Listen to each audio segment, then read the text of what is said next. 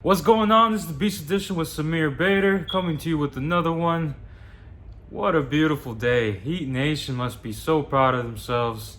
So proud of this Miami Heat team.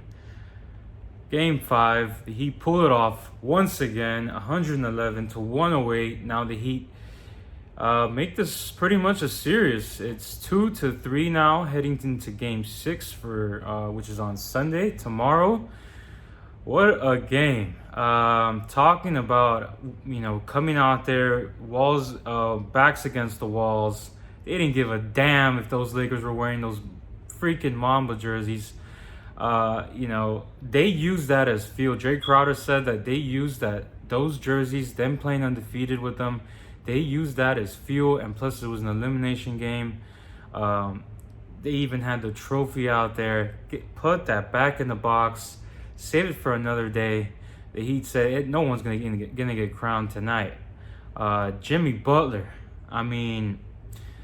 this guy has really raised the bar on his own career. This guy is taking it to the next level. 35 point, another triple double. This guy is playing lights out. Ever since Game 1, he's been averaging a 30-point triple double. Obviously, he had 2 triple doubles, but he's averaging a triple double. He's been playing out of his mind. The Miami Heat used a 7-man rotation. They actually cut out Kelly Olynyk, but it seemed to work out. Players were able to get more into their rhythm. No Kelly Olynyk meant it was a different ball game. It was a lot faster, more high-speed game. Both teams shot the ball fairly well, shot over 80 shots a game. Both teams. It was definitely a different game, much more faster, quicker. Duncan Robinson was he was asking for the ball, made 7 threes. Wow, was that needed. It was big time for Duncan Robinson. He looked like a different man yesterday. He looked like he wasn't scared of the moment. He wanted that ball. He wanted to knock it in. He wanted to make sure that the Heat were ready for Game 6. Just an overall great team effort from the Miami Heat. Some big buckets. Kendrick Nunn stepped it up big time from the Game 4, 2 for 11 shooting in Game 4. This time he was 6 for 11, 14 points, big buckets. He was knocking down some big buckets, looked a lot more confident, a lot more comfortable, and that is great news heading into Game 6. You wanted to see that from Kendrick Nunn. I know Heat Nation believes in him. I know there's a lot of doubters out there, but Kendrick Nunn definitely never doubted himself, which was key. The guy's a strong-minded individual, and he definitely showed up yesterday.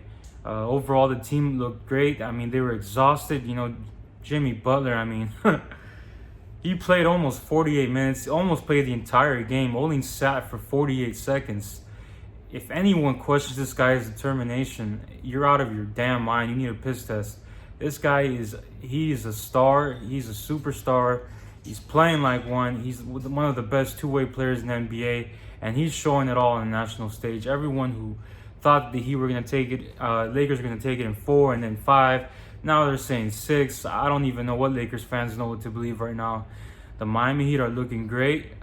You got to be happy for them. As far as the Lakers, they stick to their 9-man rotation. LeBron James played a heck of a game. 40-point game. He really wanted to close this game out. He needed some help. Anthony Davis did put up a 28-point game, did play well, but was struggling with the heel injury. He definitely wasn't the same Anthony Davis. He re-aggravated his heel injury from the Denver series in Game 5. And so, he blamed it on Andre Iguodala. I think that's complete BS. That's ridiculous. You just landed wrong. And, he got away with some dirty calls, too. I saw him on the floor, and he try to chop Jay Crowder. So Davis, man, I don't think so, buddy. I think everyone knows what you're up to. All that crying is not going to work out. You better ice up your heel and figure out what your game plan is for Game 6. This blaming game, that's not going to work out. Kuzma, my God, he was terrible for the Lakers, especially that 4-point bucket that Duncan Robinson got, hitting a three, and then going to the line. Kuzma still finding ways to complain to the ref. Duncan said, "Get the bleep out of here." That was a bleeping foul. So Duncan Robinson really, really exposed Kyle Kuzma. Dwight Howard with that ridiculous flagrant foul. You're not going to get away with that. That was definitely a flagrant foul. The team, it was a very nerve-wracking game. It was about 70 changes in the last couple of minutes. Excellent game. You're glad as Heat Nation that they came up on top. Man, KCP still had a good game. He was their third best player, I would say. KCP has been their most consistent role player by far. He is consistent. Still put up another 15 points. Morris, he was a disaster. He did have that one game. Everyone's starting to call him a random Heat killer. I think he was not. He was the complete opposite. He had the ball with 2 seconds after that Danny Green shot that he missed at the top of the key. This is the Lakers' last chance to make this go their way. And Danny Green misses that key shot at the top of the key after LeBron gives it to him. He's wide open. He misses it. Morris gets the ball, 2 seconds left, and he just throws it out of bounds. It was ridiculous. Lakers looked like they were in the twilight zone right after those 2 seconds, looking at each other like, what the hell just happened?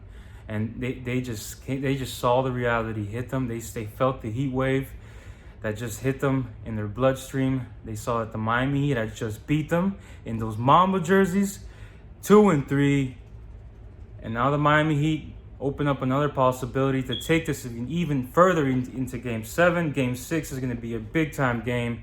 I'm wondering if the Miami Heat stick with the 7-man rotation. It certainly helped out, but you did see a lot of players gassed. It might be, useful to use players such as Solomon Hill or Derek Jones or Olynyk just to give some of these guys a quick breather. But hey, if Jimmy Butler wants to stay in the game and he's not in foul trouble, by all means, man. Whatever he's doing, it's working. He's got that mindset, man. He's overcoming his own as far as his own fatigue. He just plays with a strong mind and takes it to the hole. That spin move on Morris was unbelievable. You got to give him credit. That was an awesome game. So going into Game 6 on Sunday, I think the Heat will pull this win. I'm not changing my mind. Hell no, I said Heat in 7 from the beginning. So I expect the Heat to come out and play even stronger. They got to continue this energy, this mindset, and I think the Heat will pull it off once again in Game 6. Maybe expect a different rotation, maybe the same 7-man rotation, but they got to play as hard. They got to want the ball to help out more with Jimmy Butler. They got to play quicker, more screens, attack. They just got to be the more aggressive team, and that's the way they'll be able to pull this off and head to Game 7. So thank you very much for checking this out. Please subscribe to the Fire Region Sports Network YouTube channel. Everybody, take care. Do what you got to do. Game 6 Sunday. Take it easy, everybody.